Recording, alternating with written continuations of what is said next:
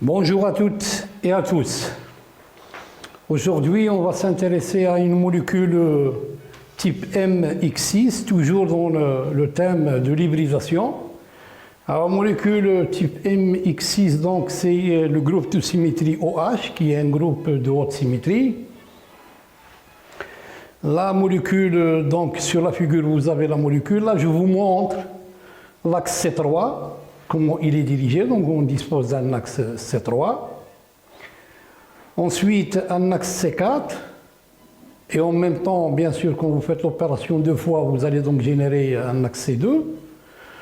Vous avez d'autres axes C2 qui sont dans ce sens-là, dans cette direction. Un plan sigma H qui contient les quatre atomes et perpendiculaires à l'axe principal. Et finalement, vous avez des plans sigma D, puisqu'il est bisecteur. C'est un plan qui est bisecteur de deux axes de rotation d'ordre 2.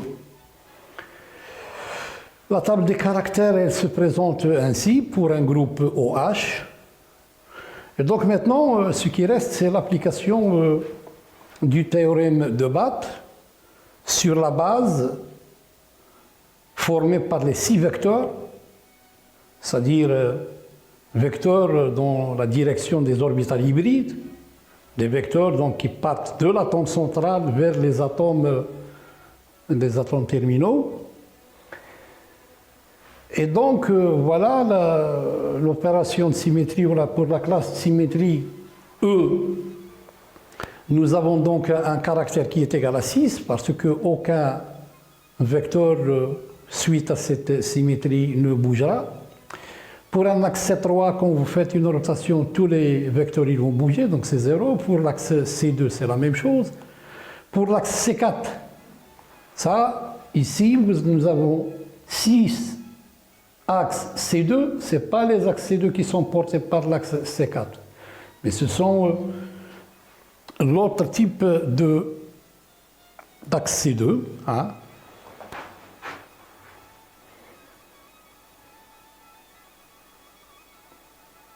C'est celui-là, hein, et non pas l'axe C2 qui est généré par l'axe C4.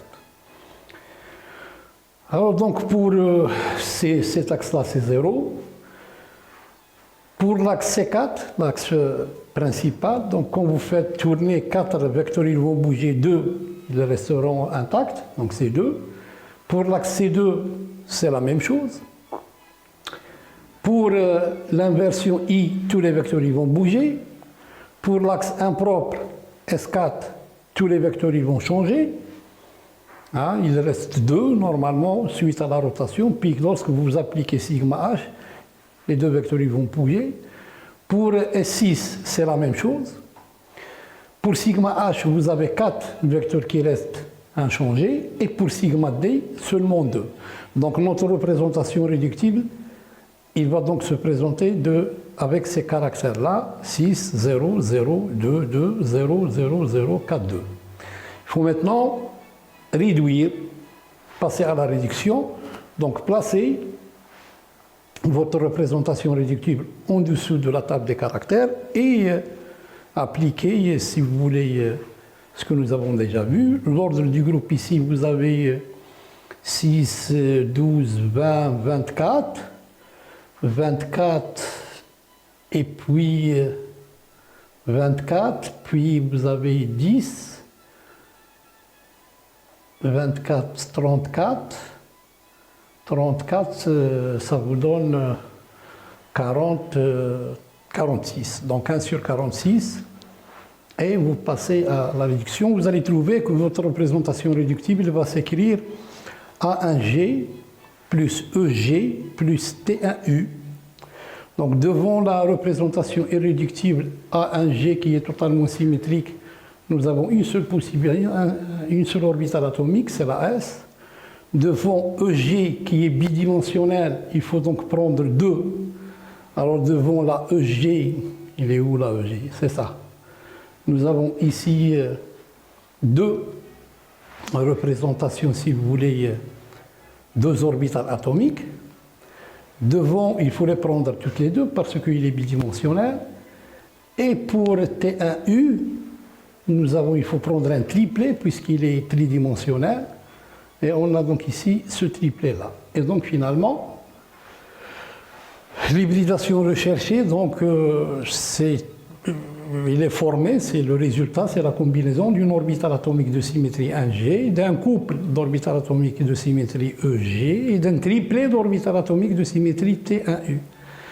L'hybridation qui est là prévisible, après bien sûr consultation de la table des caractères du groupe, et l'unique possibilité S, Px, Py, Pz, Bx carré moins Y carré, dz carré. Autrement dit, c'est une hybridation S, P3, D2.